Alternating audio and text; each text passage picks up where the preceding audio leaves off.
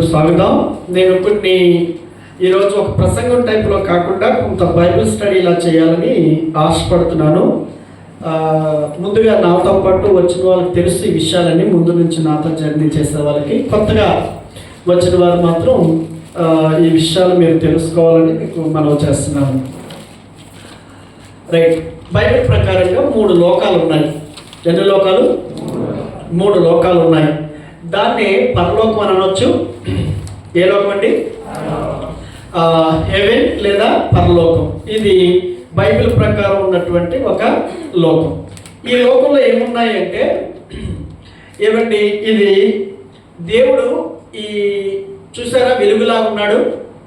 ఆయనకు ఒక రూపం, ఒక పోలిక ఉండదు. దేవుడు ఆత్మరూపి వెలుగు. వెలుగుకి ఏ రూపం చెప్తాం? వెలుగుకి ఏం పోలికిస్తాం? అందుకే బైబిల్ కూడా ఏమంటుందంటే దేవుడు వెలుగై ఉన్నాడు అని.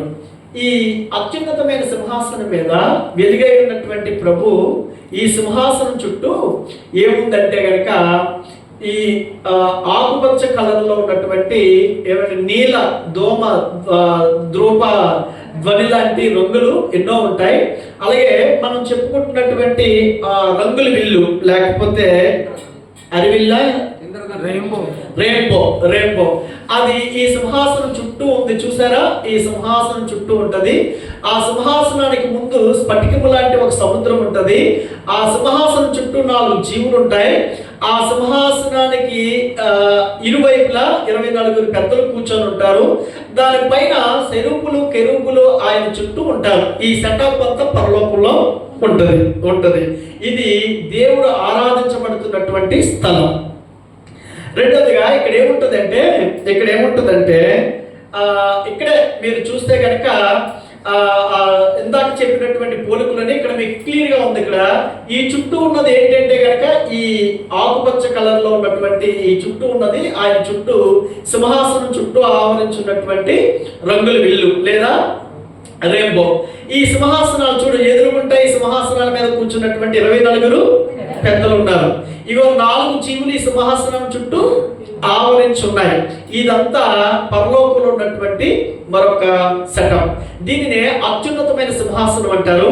దీని దగ్గరికి వచ్చేసరికి దీన్ని ఏమంటామంటే ఇది సభాపర్వతం అంటారు. ఏమంటారు? సభాపర్వతం. ఈ పర్వతం దగ్గరే ఏమంటే చుట్టూ ఉన్నటువంటి దూతలు ఉంటారు. వాళ్ళు లేచి నిల్చొని ఉంటారు. ఈ సభంతటి దేవుడు నిర్వహిస్తాడు. మరొకటి ఏంటంటే కనుక ఇక్కడే దేవుడు దీన్ని పరమ ఏదోను అన్నారు. భూమి మీద ఒక ఏదోను ఉంది, పరలోకంలో కూడా ఒక ఏదోను ఉంది. ఈ ఏదోను తోటలోనే ఒక అతి ప్రాముఖ్యమైనటువంటి ఒక కెరూబుని దేవుడు సిద్ధపరిచాడు. ఈ కెరూబే జ్ఞానానికి ఏమండి మణిమాణిక్యాలతోనూ కాలుచున్నటువంటి రాళ్ళు మధ్య సృష్టించబడినటువంటి దూత. ఈ దూత గురించే కొంత ఈ రోజు మీకు నేను చెప్పాలనుకుంటున్నాను. అందుకే ఈ సెటప్ అంతా చెప్పుకొస్తున్నాను. ఇది పరలోకంలో ఉన్నటువంటి సభాపర్వతం. ఇది పరలోకంలో ఉన్నటువంటి అత్యున్నతమైన సింహాసనం. ఇక్కడే దేవాలయం ఉంది. యెషయా ఈ దేవాలయంలోనే ఆయన చూశాడు. ఇక్కడ ఒక ఏదోను తోట ఉంది. ఆ ఏదోను తోటలో ఒక ప్రాముఖ్యమైనటువంటి వ్యక్తిని సిద్ధపరిచాడు, ప్రిపేర్ చేశాడు. చూడండి ఒకసారి యెహెజ్కేలు గ్రంథం 28వ అధ్యాయం. యెహెజ్కేలు గ్రంథం 28వ అధ్యాయం.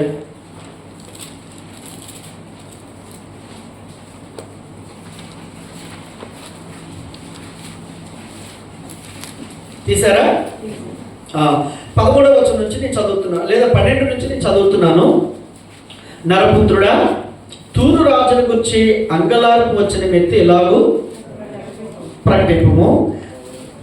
మన ప్రభు అయిన యెహోవా సెలవిచ్చేదేమనగా, పూర్ణ జ్ఞానమును సంపూర్ణ సౌందర్యమును గల కట్టడమునకు నువ్వు మాదిరి. ఇక్కడ 2 విధానాలు మనం తీసుకోవాలి. ఎక్కడి వరకు ఎవరి కోసం మాట్లాడాడంటే తూరు రాజు గురించి మాట్లాడాడు. తూరు పట్టణం అది పరిపూర్ణమైన జ్ఞానానికి, సంపూర్ణమైన సౌందర్యానికి కట్టడగల మాదిరి అని చెప్పారు. ఇప్పుడు 11వ వచనం చదువుదాం. దేవుని తోటయగు ఏదోనులో ఉంటివి. ఇక్కడ తూరు రాజు గురించి మాట్లాడలేదు. ఇక్కడ ఎవరి గురించి మాట్లాడుతున్నాడు అంటే కనుక ఇప్పుడు మనం చెప్పుకుంటున్నటువంటి ఏదోను తోట అని ఏదోను తోటలో నువ్వు ఉంటివి. మాణిక్యము, గోమేధికము, సూర్యకాంతమణి, రక్తవర్ణపు రాయి, సులీమాని రాయి, మరకతము, నీలము, పద్మరాగము, మాణిక్యము అను అమూల్య రత్నములతోనూ బంగారముతోను నువ్వు అలంకరింపబడి ఉన్నావు. నీవు నియమింపబడిన దినమున పిల్లల గ్రోవులు వాయించువారును నీకు సిద్ధమయ్యేది. అభిషేకం నందున కేరూపువై ఒక ఆశ్రయముగా నువ్వు ఉంటివి. అందుకే నిన్ను నియమించితిని. దేవునికి ప్రతిష్ఠించబడిన పర్వతం మీద నువ్వు ఉంటివి. కాలుచున్న రాళ్ళ మధ్య నీవు సంచరించుచుంటివి. ఈ పదాలన్నీ ఎవరి కోసం చెప్పాడు? ఇక్కడున్న కేరూపు కోసం చెప్పాడు. ఇక్కడ ఉన్నటువంటి కేరూపు కోసం నానా రకాలైన అమూల్యమైన రత్నాలతో దీన్ని అలంకరించాడట. దీనిని ఒక ఉద్దేశంతో దేవుడు నియమించాడు. ఈ కేరూపుని దేవుడు సిద్ధపరిచిన విధానం కానీ ప్రిపేర్ చేసిన విధానం కానీ ఎంత వైభవంగా ఉంది, ఎంతో వైభవంగా ఉంది, ఎంతో అట్టహాసంగా దేవుడు చేశాడు. ఇంత గంభీరంతో చేసినటువంటి ఈ దూతకి ఉన్న ప్రాముఖ్యత ఏంటి అని అంటే గనక ఇప్పుడు దేవుడు తర్వాత అంతగా ప్రశంసించబడి ఆయన గురించి ఇంతగా చెప్పబడినటువంటి కేరూబు ఈయనే. ఈ దూత గురించి ఇక్కడండి మాట్లాడుతున్నాడు. ఇప్పుడు చదవండి 15వ వచనం. నీవు నియమింపబడిన దినము మొదలుకొని పాపం నీ యందు కనబడు వరకు ప్రవర్తన విషయంలో నువ్వు యథార్థవంతుడిగా ఉంటివి. ఏం చేశాడు? తాను నియమించబడిన రోజు మొదలుకొని పాపం తనలో ప్రవేశించేదాకా, పాపం తనలో కనబడేదాకా యథార్థంగానే బ్రతికినటువంటి దూత, యథార్థంగానే నిలిచినటువంటి దూత కేరూబు ఈ వ్యక్తి. అయితే ఇక్కడ మనం అర్థం చేసుకోవాల్సింది ఏంటంటే పాపం ప్రవేశించిందట, పాపం తనలో కనబడింది. ఈ పాపం కనబడిన దినమున దేవుడు ఏం చేశాడంటే కిందకు తోశాడు. ఏంటా పాపం ఎలాగున ప్రవేశించింది అన్న విషయాలు మరో బుక్లో ఉన్నాయి. యెషయా గ్రంథం 14వ అధ్యాయం. యెషయా గ్రంథం 14వ అధ్యాయం నోట్ చేయండి, ఇవి మీకు తర్వాత ఉపయోగపడతాయి. యెషయా గ్రంథం 14వ అధ్యాయం తీసారా? 12వ వచనం నుంచి చదువుదాం. తేజో నక్షత్రమా, వేకువ చుక్క, నువ్వు ఎట్లు పడితివి,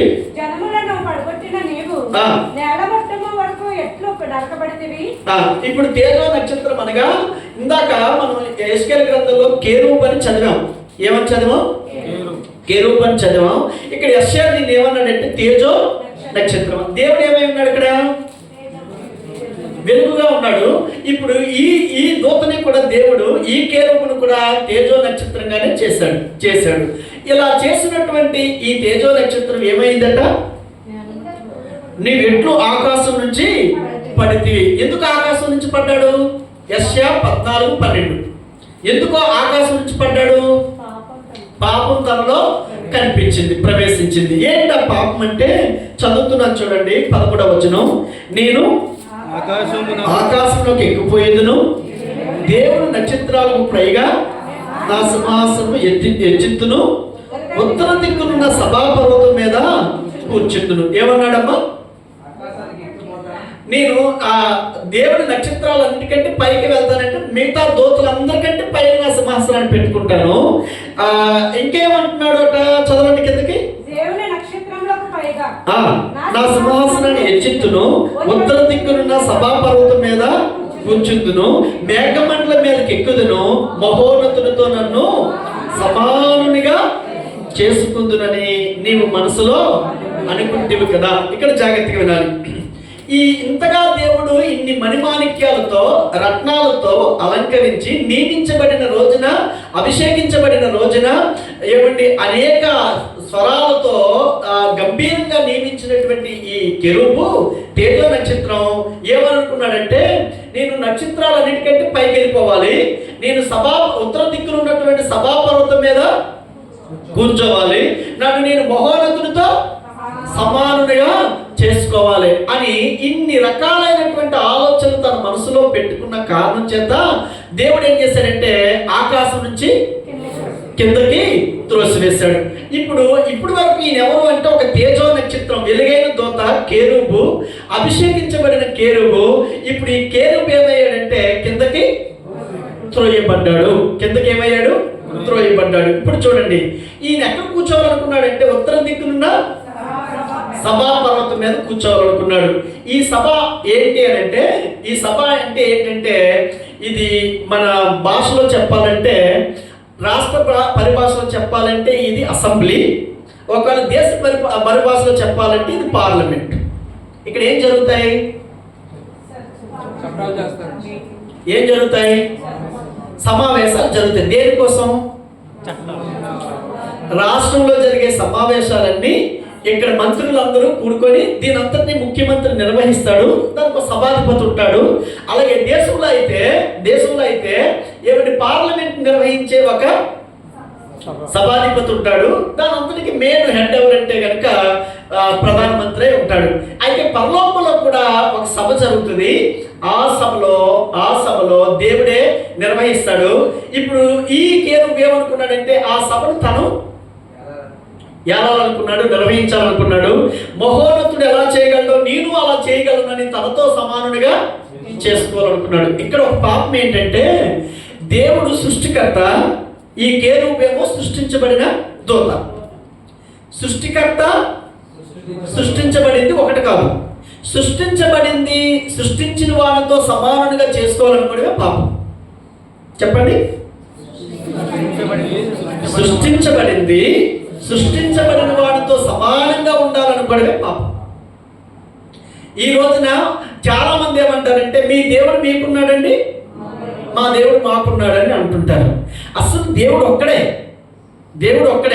కానీ ఆ దేవుడి ప్లేస్ని మరొకరికి ఇచ్చి మరొకరిని పెట్టి మాకు దేవుడు ఉన్నాడు అని అందం ఏంటంటే, ఆ రోజు పరమ ఏదోన తోటలో కేరుబు ఏ పాపం చేశాడో ఈ రోజు కూడా మనుషులు అదే పాపాన్ని కొనసాగిస్తున్నారని అర్థమవుతుంది. అందుకు సృష్టించిన వాడితో ఎప్పుడూ సమానుడిగా చేసుకోకూడదు. అదే ఘోరమైన పాపం. ఇప్పుడు చెప్పండి, ఒక పాస్టర్ చాలా బాగా మీకు సేవ చేయొచ్చు, మంచి సేవ చేయొచ్చు. ఇప్పుడు ఆ పాస్టర్ దేవుడు అయిపోతాడా? ఏమవుతాడు? ఆయన ఒక మనిషి కానీ, జంతువు కానీ, పక్షి కానీ, పురుగు కానీ, ఈ సృష్టిలో ఏదైనా అది సృష్టించబడిందే తప్ప సృష్టించిన వాడితో దానిని సమానుడిగా చేయకూడదు. అలా చెయ్యాలనుకోవడమే పాపం. ఇప్పుడు ఈ దూత చేసిన పాపం, నువ్వు సృష్టించబడిన దగ్గర నుంచి పాపం నీ ఎందుకు కనబడే వరకు నువ్వు యథార్థంగా ఉన్నావు అన్నాడంటే, ఏ పాపం కనిపించిందంటే, నేను మహోన్నతుడితో సమానుడిగా చేసుకోవాలనుకోవడమే పాపం. ఆ పాపాన్ని బట్టే ఇక్కడ ఒక విషయం మీకు చెప్తానే. ఇక్కడ ఏం జరుగుతాయని చెప్పాను? సమావేశాలు. ఇప్పుడు భారతదేశం అనుకోండి, పార్లమెంట్లో దేశం అంతటి గురించి సమావేశాలు జరుగుతాయి. రాష్ట్రం అనుకోండి, రాష్ట్రంలో ఉన్నటువంటి పరిస్థితులన్నిటి గురించి జరుగుతాయి. మరి ఇక్కడ ఏం జరుగుతాయి? ఏమండి, ఇక్కడ ఏం జరుగుతాయి అంటే, భూలోకంలో జరుగుతున్న ప్రతి విషయం ఇక్కడ చర్చకు వస్తుంది. అందుకే ఈ సమావేశం కానీ, ఈ సభాధిపతి కానీ, ఈ సభాపర్వతం కానీ దేన్ని నిర్వహిస్తుందంటే, ఈ భూమి మీద జరుగుతున్న ప్రతి సంఘటన ఇక్కడ లెక్కలోకి తీసుకుంటారు. మీకు ఇలా చెప్తాను. ఒక దేశానికి రాజు ఉన్నాడంటే దేశ ప్రజలందరినీ ఏం చేయాలి? పరిపాలించాలి. వాళ్ళ బాగోగులు చూడాలి, వాళ్ళకి న్యాయం జరిగేటట్లుగా చూడాలి. అది రాజు బాధ్యత. అయితే అది రాజుల కాలంలో జరిగేది. అయితే ఆ రాజుకి ఒకసారి తన పొలం పక్కనే ఒక పొలం ఉంది, పేదోడు పొలం ఉంటే ఆయన ఏమనుకున్నాడంటే, ఈ పొలం నేను తీసుకుంటే మంచిదని ఆయన పిలిపించి, నా పక్కనే నీ పొలం ఉంది కాబట్టి నీ పొలం నాకు ఇచ్చేయి, దానికి తగింది ఏదన్నా నీకు ఇస్తానని చెప్పాడు రాజు. అప్పుడు ఆయన అన్నాడు, నేను ఇవ్వలేనండి, అది నా పితరుల నుంచి వచ్చింది, మా తాతల దగ్గర నుంచి వచ్చింది కనుక దాన్ని నేను మార్చలేను, అది నేను అలాగే ఉంచుకుంటాను అన్నాడు. ఎవరు? వచ్చినటువంటి వ్యక్తి. అనగానే రాజుగా నా మాట చెల్లలేదని, నేను అనుకున్నది ఇవ్వలేదని చెప్పి ఆ రోజు మూడవుట్ అయ్యాడు. మనసు బాగోలేదు ఈ రాజుగారికి. అలాంటి బాధతో ఇంటికి వెళ్ళగానే భార్య చూసింది, ఏమంటే ఈ రోజు ఎంత బాధగా ఉన్నారని అడిగితే, ఒక పేదోడు ఈ రోజు నా మాట వెళ్ళలేదు, కాదన్నాడు అని అంటే ఏంటి ఆ మాట అని అడిగింది భార్య. అనగానే ఆయన ఏమన్నాడంటే, ఏమండి మన తోట, మన ప్యాలెస్ పక్కనే ఉన్నటువంటి భూమి ఉన్న ఆ వ్యక్తి ఏమన్నాడంటే, నేను ఇమ్మని చెప్పాను, వాడు ఎవడన్నాడు, నా మాట చాలా కొట్టిపడిస్తున్నట్టు చేశాడు, అందుకే నాకు చాలా బాధగా ఉందంటే, ఎందుకు రేపు వేళకల్లా నీ పేరు వచ్చేలా నేను చేస్తానన్నది. ఎవరు? భార్య. అనగానే ఆయన ఏ ఊరో కనుగొంది, ఆ ఊర్లో కొంతమంది మనుషులు రప్పించింది, వాళ్ళతో ఇలా అన్నది, పలానా వ్యక్తిని పంచాయతీ పెట్టి పంచాయతీలకు పిలవండి అని చెప్పింది. పిలిచిన తర్వాత ఏం చెప్పాడంటే, ఈ వ్యక్తి మా చెవులారా వింటుండగా, మా కళ్ళారా మేము చూస్తుంటుండగా దేవుణ్ణి దూషించాడు, దేవుడు నియమించిన రాజును దూషించాడని అబద్ధ సాక్ష్యం పెట్టించాడని చెప్పింది. ఇప్పుడు ఆయన పంచాయతీలోకి పిలిచారు, పంచాయతీలోకి వచ్చాడు. ఎవరా అబ్బాయి, పైన ఆకాశమందున్న దేవుణ్ణి, కింద ఈ భూమికి దేవుడైన దేవుణ్ణి ఎప్పుడు దూషించకూడదు కదా, ఎందుకురా నువ్వు దూషించావు అని అడిగారు ఆ పెద్దలు, పంచాయతీల పెద్దలు. ఆయన అన్నాడు, నేను దూషించలేదు సార్ అనగానే, ఇద్దరు సాక్షులు ఒకవైపు లేచన్నారు, వీడు దూషించనుగా మేము చెవులారా విన్నామని చెప్పారు. బైబిల్ ప్రకారంగా ఇద్దరు ముగ్గురు సాక్షుల నోట మాట ఏమవుతుంది, స్థిరపరచబడుతుంది. అప్పుడు ఆ సభలో వీళ్ళు ఏమన్నారంటే, వీడు దూషించగా మేము విన్నాం, మేము చూసామని సాక్ష్యం చెప్పగానే, ఏమరా నువ్వు ఎక్స్ట్రా మాట్లాడుతున్నావు, నువ్వు దూషించలేదు అంటావా, ఇగో వీళ్ళు సాక్ష్యాలు చెప్పిన మాట ప్రకారం నువ్వు దూషించావు, దూషించిన వాడికి శిక్ష ఏంటంటే మరణం అని చెప్పి ఏం చేశారంటే, రాళ్ళెట్టి కొట్టి చంపించి, ఆ వ్యక్తి పొలాన్ని ఏం చేసిందంటే రాణి రాజుగారి పేరుకి ఇచ్చేసింది, ఆయన చంపించి. ఎంత ఘోరం! తన దేశంలో ఉన్న ప్రజలకు అలాంటి అన్యాయం జరిగితే రాజు ఏం చేయాలి, న్యాయం చేసి ఆయన పొలం ఆయనకి ఇప్పించి ఆయనకి న్యాయం తీరిస్తే ఆ రాజ్యంలో ఎవరైనా ఉండడానికి ఇష్టపడతారు. కానీ ఇప్పుడు న్యాయం తీర్చవలసిన రాజు కుటుంబమే ఆయన మీద అన్యాయంగా నేరాలు మోపి చంపిస్తే, ఆ వ్యక్తిని చంపించేసి ఆ పొలాన్ని తీసేసుకుంటే ఆయనకి ఎవరు న్యాయం తీరుస్తారు? మీలో చాలా మందికి తెలుసు, కొన్నిసార్లు మీ గ్రామాలలో ఆ గ్రామ పెద్ద, ఆ గ్రామ పంచాయతీలో పెద్ద ఏం చెప్తే అదే నెరవేరుతుంది ఆ ఊరిలో, ఇంకొకరు ఎవరు ఏమీ చేయలేరు. అలాంటిది రాజుల కాలంలో మరో కోర్టుకు వెళ్ళడానికో స్టేషన్కి వెళ్ళడానికి ఉండేది కాదు, రాజులు ఏం చెప్తే అదే జరగాలి. అలాంటి టైంలో ఇంత అన్యాయం జరిగితే ఇప్పుడు ఈ అన్యాయాన్ని న్యాయం ఎవరు తీరుస్తారు? తీర్చేవాళ్ళు ఎవరు లేరు. మరి ఈయనకి ఇలా అన్యాయం తీర్చిందని ఆ రోజున టీవీ ఛానల్ కానీ ఇంకో ఛానల్ కానీ వెళ్ళి ఆయన పక్షంగా నిలబడి పోరాడడానికి ఎవరున్నారు? ఎవరు లేరు. మరి ఇప్పుడు అన్యాయం జరిగింది, మాసిపోయినట్టేనా? ఈ భూమి మీద ఇలాంటి అన్యాయాలు ఏం జరిగినా కానీ పరలోక కోర్టు ఏం చేస్తుందంటే, పరలోక న్యాయస్థానం ఏం చేస్తుందంటే దాన్ని టేకప్ చేస్తుంది, దాన్ని విచారణలోకి తీసుకుంటుంది. ఇప్పుడు ఈ కింద ఎప్పుడైతే ఇలా చంపేశాడో, అన్యాయం జరిగిపోయిందో, ఇప్పుడు దేవుడు ఏం చేశాడంటే అర్జెంట్ సమావేశం పెట్టాడు. ఏ సమావేశం? కొన్నిసార్లు ఎమర్జెన్సీ ఉన్నప్పుడు ఏం చేస్తారంటే మంత్రులు వాళ్ళంతా కూర్చొని సభను నడిపించేస్తుంటారు, ఎందుకంటే అక్కడ సీరియస్ గా తీసుకోవాల్సిన విషయాలు ఉంటాయి కాబట్టి. ఇప్పుడు కూడా ఈ సభలో ఏం జరిగిందంటే, దేవుడు వెంటనే సభను పెట్టాడు, సభలో చర్చించడం మొదలు పెట్టాడు. ఎక్కడ జరుగుతుంది ఇది? ఇది భూలోకం, కింద ఇది భూలోకం మీద ఒక అన్యాయం జరిగింది. ఇప్పుడు నేను చెప్పిన అన్యాయం జరిగింది. ఈ అన్యాయానికి పరలోకం ఇప్పుడు ఏం చేసింది? సమావేశం అయ్యారు. ఈ సమావేశంలోనికి దూతలందరూ కూడా వచ్చారు. ఇక్కడ ఒక విషయం మీకు చెప్తానే, ఈ సభకు మాత్రం కింద ఉన్నటువంటి పడిపోయినటువంటి సాతానుడు కూడా వెళ్తాడు. ఏ సభ అయినా పాలక పక్షం ఉంటుంది, ప్రతిపక్షం ఉంటుంది, ఉంటేనే దాన్ని సభ అంటారు, లేకపోతే సభ అంటారు.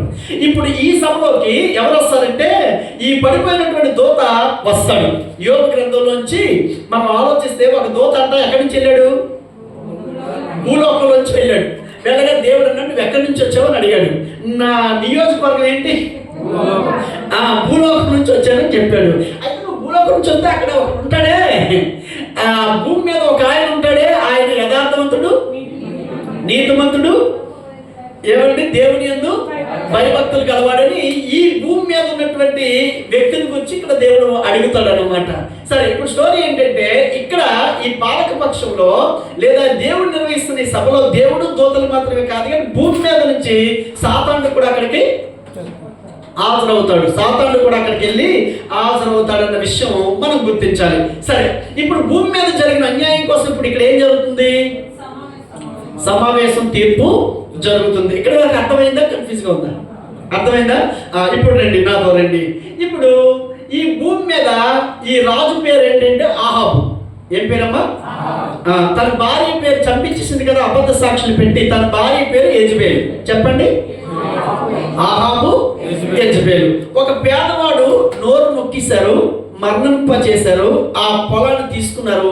ఇది బయట ఎవరికి తెలియదు. బయట అందరికీ తెలిసింది ఏంటంటే కేవలం వీడు రాజుని, దేవుణ్ణి దూషించాడు, అందుకే మరణం అయ్యాడన్న సంఘటనే తెలుసు. కానీ దీని వెనక ఉన్నదంతా ఎవరికి తెలియదు. ఇలాగా జరిగినప్పుడు ఈలోగా ఈ భూమి మీద ఉన్నటువంటి రాజైన ఆహాబు ఏం చేశాడంటే, తనకు కావలసింది దక్కింది కాబట్టి చాలా సంతోషంతో ఉన్నాడు. సంతోషంతో ఉంటూ ఏం చేశాడంటే, తన కూతుర్ని ఒక పక్క రాజు కొడుక్కి పెళ్లి చేశాడు. ఎవరి కూతుర్ని? ఆహాబు కూతుర్ని పక్క రాజు కొడుక్కి పెళ్లి చేస్తే వాళ్ళ కబురు పెట్టి పిలిచాడు వియ్యంకుడిని. ఎవరు? ఆహాబే పిలిచాడు.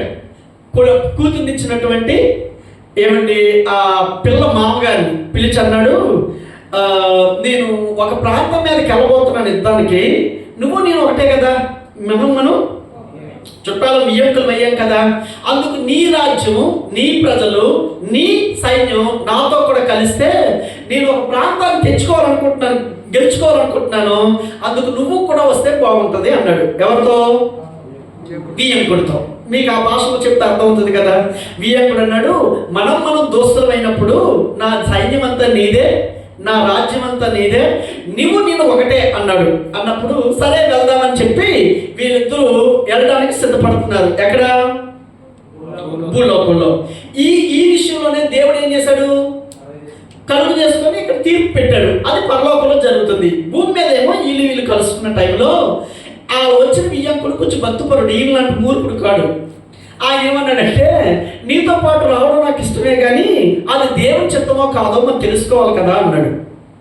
అప్పుడు ఈయన అన్నాడు, దానికేముంది, నా దగ్గర 400 మంది ప్రవక్తలు ఉంటారు, వాళ్ళు ఎప్పుడు దేవుడు ఏం చెప్తారో మనకి చెప్తారు అన్నాడు. సరే పిలిపించు అన్నాడు. అనగానే 400 మంది ప్రవక్తలు వచ్చారు. వచ్చి అప్పుడు అడిగాడు, ఇదిగో ఈయన మా వియ్యంకుడు, ఆయన సైన్యం మా సైన్యం కలిగి రామోత్ గిలాద్మా అనే ఒక ప్రాంతానికి వెళ్ళాలనుకుంటున్నాం, ఈయనకేమో భక్తి ఎక్కువ, దేవుడు వెళ్ళమంటేనే వెళ్తానంటాడు, లేకపోతే వెళ్ళంటాడు, ఇప్పుడు చెప్పండి మేము వెళ్ళడం దేవుడు చిత్తమా కాదా, వెళ్ళమంటారా వద్దంటారా అని అడిగాడు. ఎవరు? ఆహాబుని అడగగా 400 మంది ఆఖరుగా ఏమన్నారంటే, మీరు వెళ్ళండి మీకు విజయం వస్తుంది, మీరు వెళ్ళండి గెలుచుకుని వచ్చేస్తారు అన్నాడు. ఎవరు? 400 మంది ప్రవక్తలు. అయితే ఆ వియ్యంకుడు అన్నాడు, ఈ మాటలు ఏవో తేడాలు పడుతున్నాయండి నాకు. 800 మంది చెప్పింది, నాకు ఈ మాటలు ఏవో తేడా పడుతున్నాయి, వీళ్ళు కాకుండా నిజంగా ప్రవక్తలైన వారు ఎవరు లేరా అని అడిగాడు. అంటే అర్థం ఏంటి? వీళ్ళంతా కూడా రాజుగారి చెవికి ఏది ఇంపుగా ఉంటే ఆ మాటే చెప్తారు. రాజుగారికి ఏది ఇష్టమైన మాట అది చెప్తారు, కానీ దేవుడికి ఏ ఇష్టమైన మాట వాళ్ళు చెప్పరు. కనుక మీలో కూడా కొంతమందికి ఎవరంటే ఇష్టం ఉంటుంది? పొగిడే వాళ్ళంటేనే, మీ మాటకు అనుకూలమైన మాటలు చెప్పేవాళ్ళంటేనే ఇష్టం ఉంటుంది. కానీ దానికి వ్యతిరేకంగా కానీ గుచ్చుకునేలా కానీ మీకు హర్ట్ చేసేలాగా ఉంటే మీకు నచ్చదు. ఎవరికైనా అంతే, మానవ సహజమే. అందుకని డాక్టర్ ఎప్పుడైనా బాగోలేదని వెళ్తే, నీకు అంతా బాగుందనుకో, సబాసయ్యా నీకు బాగుంటుంది వెళ్ళిపో అంటాడు. కానీ బాగోలేదనుకోండి, ఆ మాట చెప్పడానికి ధైర్యం చేయడం, నువ్వు పక్కకి వెళ్ళి మీ ఇంట్లో వద్దామన్నా రమ్మని చెప్పంటాడు. ఎందుకనంటే కనుక షాకింగ్ న్యూస్ కానీ వ్యతిరేకమైన న్యూస్ కానీ ఏ మనిషి ఇంకో మనిషికి చెప్పలేము. అందుకనే వీళ్ళందరూ 400 మంది ప్రవక్తలు వాళ్ళ మాటలు చెప్తుంటే, నిజమైనటువంటి వాళ్ళ వియ్యంకుడికి మాత్రం ఏం తెలిసిందంటే, వీళ్ళంతా కూడా డబ్బా కొట్టే బ్యాచ్లా ఉన్నారు, వీళ్ళు దేవుడి దగ్గర నుంచి వచ్చిన సమాచారం చెప్పే బ్యాచ్లా లేరు, అందుకని వీళ్ళు కాకుండా నిజమైన ప్రవక్తలు ఎవరు లేరా అని అడిగాడు. అడిగితే అప్పుడు ఆహాబు వాళ్ళ వియ్యంకుడు అన్నాడు, ఒకడు ఉన్నాడండి, ఆడు ఎప్పుడు నాకు వ్యతిరేకంగానే చెప్తాడు, అందుకని నేనేం చేశాను, పక్కన పెట్టేశాను, వాడు మాత్రం నాకు అనుకూలంగా ఎప్పుడు చెప్పడు, వాడు నాకు వ్యతిరేకంగానే చెప్తాడు అన్నాడు. చెప్పండి వినండి. 400 మంది తన వైపు ఉన్నారు, ఒక్కడు ఏం చేస్తున్నాడట, వ్యతిరేకంగా చెప్తున్నాడు. వాళ్ళ వియ్యంకుడు అడిగాడు, నిజమైన ప్రవక్తలు ఎవరైనా ఉన్నారా అంటే, ఆ టైంలో నేను చెప్తున్నాడు ఒక్కడు ఉన్నాడని. దాని మీనింగ్ ఏంటి? వాడే నిజమైన ప్రవక్తని. కానీ నిజంగా దేవుడి దగ్గర విచారణ చేసి చెప్పే మనసు ఆయనకు ఉన్నప్పటికీ వినే మనసు ఈయనకి లేదు. కాబట్టి ఈరోజు కూడా మీకు ఎలాంటి పాస్టర్లు కావాలో చెప్పనా? నీకు ఇల్లు కొంటావు, పెళ్ళి అవుతుంది, పెళ్ళైనంటే నీ ఆవిడ గర్భవతి అవుతుంది, గర్భవతి అయి కూడా మగపిల్లల్ని కంటది. ఇలాంటి ప్రవచనాలు చెప్పే వాళ్ళన్నా, ఇలాంటి సందేశాలు చెప్పే వాళ్ళని మీకు ఎంతో ఇష్టం. ఒకవేళ కర్మకాలం ఆయన చెప్పినట్టుగా జరిగిందనుకో, ఇక దేవుడు మీకు ఉన్నాడు, ఆయనే మీకు దేవుడు అయిపోతాడు. ఎందుకని? ఆ పాస్టర్ గారు మాకు ఎలా చెప్పారు, మాకు ఎలా జరిగిపోయింది అని. ఏమండి, జాగ్రత్తగా వినండి. ఈ వ్యక్తి అంట ఎప్పుడు వ్యతిరేకంగానే చెప్తాడంట ఆహాబుకి. కానీ ఆహాబు అంటున్నాడు, ఒక్కడున్నాడు వాడు నిజంగా దేవుడి దగ్గర ఉండేవాడే, కానీ ఆడు మాత్రం నాకు ఎప్పుడు వ్యతిరేకంగా చెప్తాడని. అప్పుడు ఆ వియ్యంకుడు అన్నాడు, సరే నీ కోసం కాకపోయినా నా కోసం పిలిపించు, ఆయన మాటలు నేను వినాలా అని అన్నాడు. అనగానే ఒక వ్యక్తిని పంపించాడు ఆహాబు, ఆయన్ని తీసుకొని రమ్మని. ప్రవక్త పేరేమో మేకా. ఏం పేరండి? మేకాయ అని. ఆ వ్యక్తిని పిలిపించుకురమ్మన్నాడు. అప్పుడు పిలిపించుకురమ్మన్నప్పుడు వెళ్ళాడు. వెళ్ళినటువంటి తీసుకురావడానికి వెళ్ళిన వ్యక్తి ఆయన్ని రథం మీద ఎక్కించుకొని తీసుకుని వస్తున్నాడు. ఎవరిని? ప్రవక్తని తీసుకొని వస్తున్నప్పుడు ఆ వ్యక్తికి ఏమని చెప్పాడో తెలిసి ఆహాబు, 400 మంది ఆల్రెడీ వెళ్ళమనే చెప్పారు, వాళ్ళ మాటకు అనుకూలంగానే నువ్వు చెప్పాలి, వాళ్ళకి అనుకూల పరిచయం చెప్పాలి, కానీ వ్యతిరేకంగా ఏమీ చెప్పొద్దు అని ఇవన్నీ మార్గం మధ్యలో ఇవన్నీ నేర్పి తీసుకొని రమ్మని చెప్పాడు. అర్థమవుతుందండి? కన్ఫ్యూజ్గా ఉండాలి. అప్పుడు వెళ్ళాడు, నిన్ను రాజుగారు రమ్మంటున్నారని చెప్పాడు. రాజుగారు నిన్ను తీసుకురమ్మన్నారని ప్రవక్తను తీసుకొని వస్తుంటే తీసుకుని వచ్చే మార్గం మధ్యలోనే చెప్పాడు ఆ వెళ్ళిన వ్యక్తి. ఏమన్నాడంటే, వెళ్ళమని చెప్తున్నారు వాళ్ళందరూ, మీరు కూడా అలా వెళ్ళమని చెప్పాలంటే. ఆయన అన్నాడు, దేవుడు ఏం చెప్తే నేను అది చెప్తానులే పద అన్నాడు. పద అనగానే వచ్చాడు. వచ్చిన తర్వాత ఏమండి, ఈ భూమి మీద ఏమో వియ్యంకులు అందరూ కలుసుకున్నారు, సైన్యాలు 2 కలుసుకున్నాయి, యుద్ధానికి సిద్ధమవుతున్నారు. ఇక్కడ పరలోకంలో దేవుడు సమావేశం అయ్యాడు, పరలోకంలో దేవుడు కలుసుకున్నాడు. ఓకేనా? ఇక్కడ వరకు అర్థమైతే ఇప్పుడు మేకాయ వచ్చాడు. ఎక్కడికి? ఆహాబు ఉన్న సమావేశం దగ్గరికి. మేకాయ రాగానే ప్రేసులాడు పాస్టర్ గారు అన్నాడు మన భాషలో. ప్రేసులాడు అన్నాడు, కాఫీ టీ ఏం తాగుతారా అని అడిగాడు. అబ్బాయి ఏమొద్దు, కానీ మీరు ఏదో పని మీద వచ్చి చెప్పారు కదా, నేను ఆ పని మీదే వచ్చాను అన్నాడు. ఏమీ లేదు, మా వియ్యంకుడికి భక్తి అంటే ఇష్టం, దేవుడు సెలవిస్తేనే కానీ ఏమి చేయడు.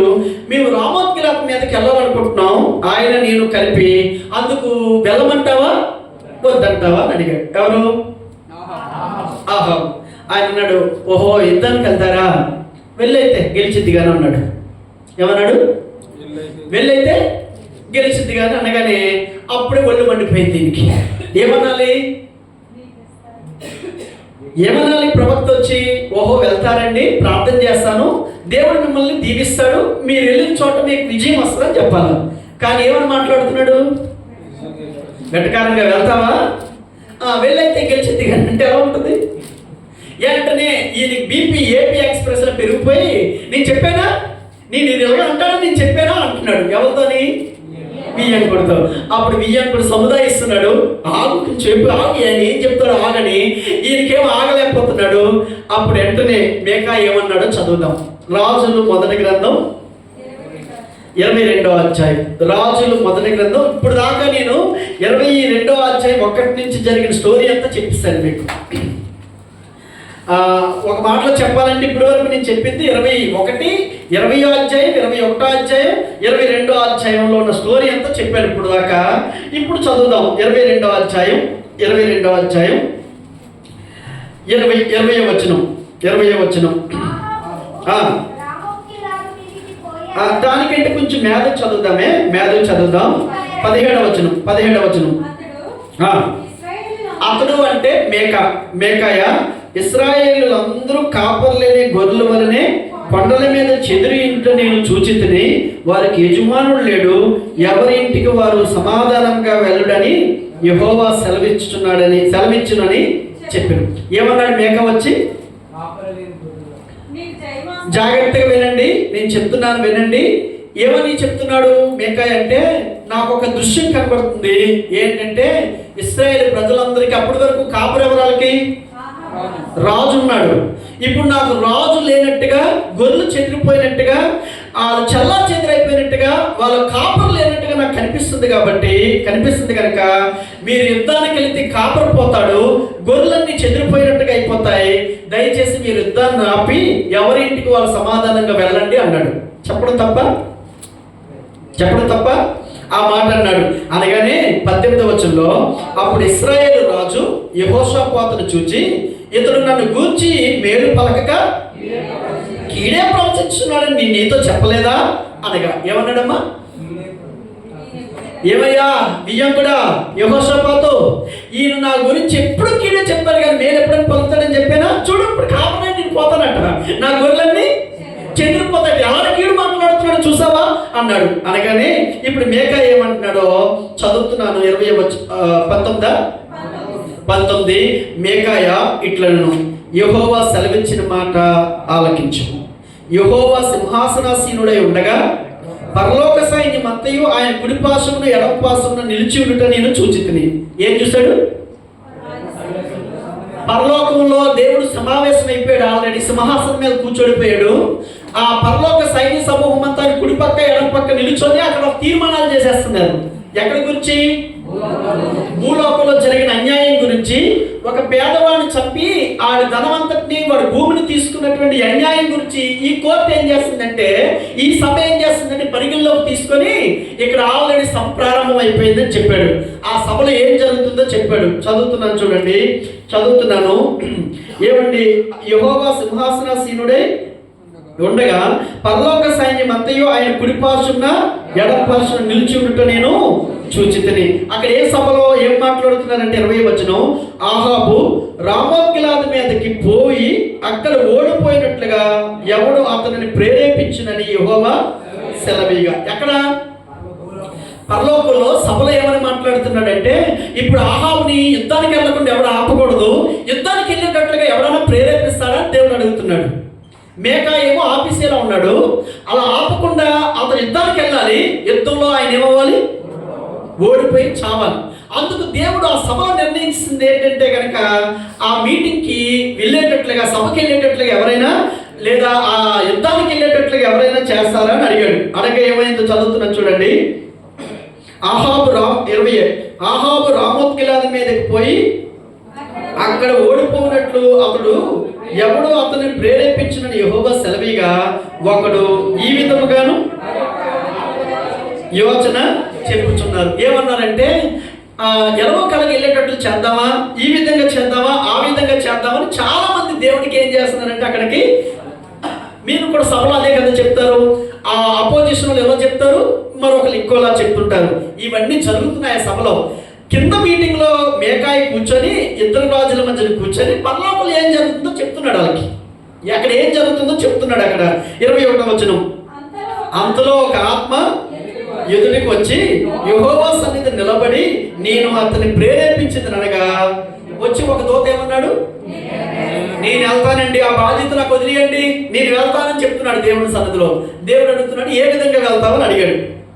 ఏ ప్రకారం నువ్వు అతన్ని ప్రేరేపించదని అతను అడగగా, అందుకు అతడు, నేను బయలుదేరి అతని ప్రవక్తల నోట అబద్ధమాడు ఆత్మగా ఉందునని చెప్పగా, ఆయన నువ్వు అతన్ని ప్రేరేపించి జయమందుదువు, పోయి ఆ ప్రకారం చేయమని అతనికి సెలవిచ్చును. ఆ సభలో దూత వచ్చి అన్నాడు, ఏ ప్రవక్తలైతే ఆయన నమ్ముతున్నాడో వాళ్ళ నోటి నుండి అతను నమ్మించేటట్లుగా చేసి వెళ్ళేటట్లుగా నేను చూసుకుంటాను అన్నాడు. అనగా దేవుడు అన్నాడు, వెళ్ళి నువ్వు అనుకున్న కార్యం నెరవేర్చుకుని వచ్చి అని చెప్పి పంపించాడు.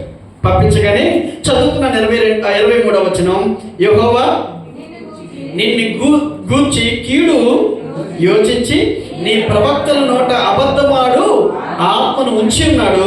మేకా ఇట్లనగా, కెరయా కుమారుడైన సిద్కియా అతని దగ్గరికి వచ్చి, నీతో మాట్లాడేటప్పుడు యెహోవా ఆత్మ నా యొద్ద నుండి ఏ వైపుగా పోయినని చెప్పి మేకాయను చెంప మీద కొట్టును. అర్థమవుతున్నాయా? ఏం అర్థం అవట్లేదు? ఏమర్థమవుతుంది? నా దగ్గర ఉండాల్సిన ఆత్మ నీ దగ్గర లేదు. ఓకేనా? ఈయనేమో మేకా. ఇద్దరు రాజులకి ఏం చెప్తున్నాడంటే, ఈయన ముందు చెప్పేశాడు, ఇశ్రాయేలు ప్రజలకి కాపరు లేని గొర్రెల వల్ల చెదిరిపోతున్నారని నాకు అనిపిస్తుంది, దయచేసి యుద్ధానికి వెళ్ళకుండా ఎవరికి వాళ్ళు వెళ్ళిపోండి అని అన్నాడు. ఇది చెప్పాడు. చెప్పగానే వెంటనే ఆహాబు ఏమన్నాడు, ఇతను ఎప్పుడు నాకు వ్యతిరేకంగా చెప్తాడు కానీ నాకు కలిసి వచ్చే పని ఎప్పుడు చెప్పడని బాధపడ్డా. బాధపడగానే వెంటనే మేకా ఏం చేశాడంటే పరలోకం తెరవబడ్డం, ఆ సింహాసనం మీద దేవుడు ఆసీనుడై ఉండడం, అక్కడ జరిగే స్టోరీలన్నీ చెప్పేశాడు. ఎవరు? ఈయన. అప్పుడు అక్కడ దేవుడు ఏమన్నాడంటే ఆహాబు ఈ రోజు చచ్చిపోయేలాగా యుద్ధానికి వెళ్ళేలాగా ఎవరో ఒకరు ప్రేరేపించి పంపించాడు అనగానే ఒక దూత వచ్చాడు పరలోకంలో దేవుడి ముందుకి వచ్చి అన్నాడు, నేను వెళ్తాను, ఆ సంగతి నాకు వదిలేయండి అన్నాడు. అనగానే సరే వెళ్ళి నీ పని నువ్వు చెయ్యి అన్నాడు. అనగానే ఇప్పుడు నా పేరు ఏం పేరంటే సిద్కియా. ఏం పేరు? నేను ఒక అబద్ధ ప్రవక్తని. ఈ అబద్ధ ప్రవక్తని ఆయన నా దగ్గర నేను ఆ వచ్చినటువంటి దేవుడి సన్నిధి నుంచి వచ్చిన దూత ఏం చేశాడంటే నాలో ప్రవేశించాడు. ఎవరిలో? సిద్కియాలో. ఇప్పుడు ఈయన ఇలా చెప్పాడు కదా, ఏమని వెళ్ళొద్దు అని చెప్పి, ఇలా పరలోకంలో జరుగుతుందని చెప్పి ఇవన్నీ చెప్పాడు కదా.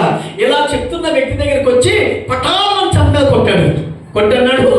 ఏమన్నాడంటే నా దగ్గర ఉన్న ఆత్మ ఎప్పుడు నీ దగ్గరికి వచ్చింది, ఎందుకు నువ్వు ఇలాగా కన్ఫ్యూజ్ చేస్తున్నావు రాజుని అని బుకాయించాడు. బుకాయించేస్తారు కదా కొంతమంది.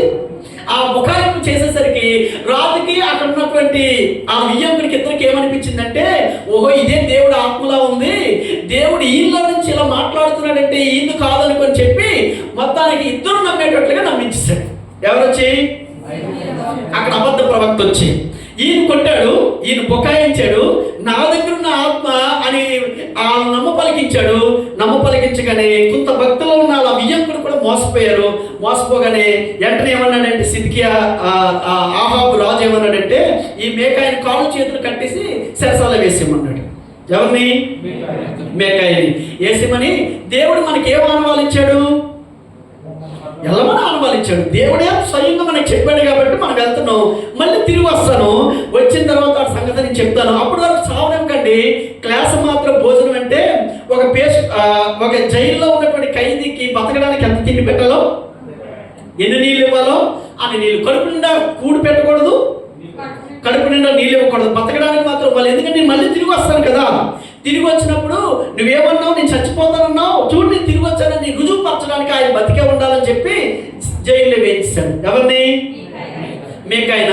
ఈయన యుద్ధానికి వెళ్ళిపోయాడు. కూర్చో. ఎవరు యుద్ధానికి వెళ్ళిపోయారు? ఆహాబు వాళ్ళ వియ్యంకుడు యుద్ధానికి వెళ్ళిపోయారు. యుద్ధానికి వెళ్ళిన తర్వాత విచిత్రం ఏంటో చెప్పనా, ఆ వియ్యంకుడితో అన్నాడు, ఆ శత్రురాజుకి నేనేంటో బాగా తెలుసు, అందుకు నీ బట్టలు నాకు ఇచ్చే, నా బట్టలు నువ్వు వేసుకో అన్నాడు.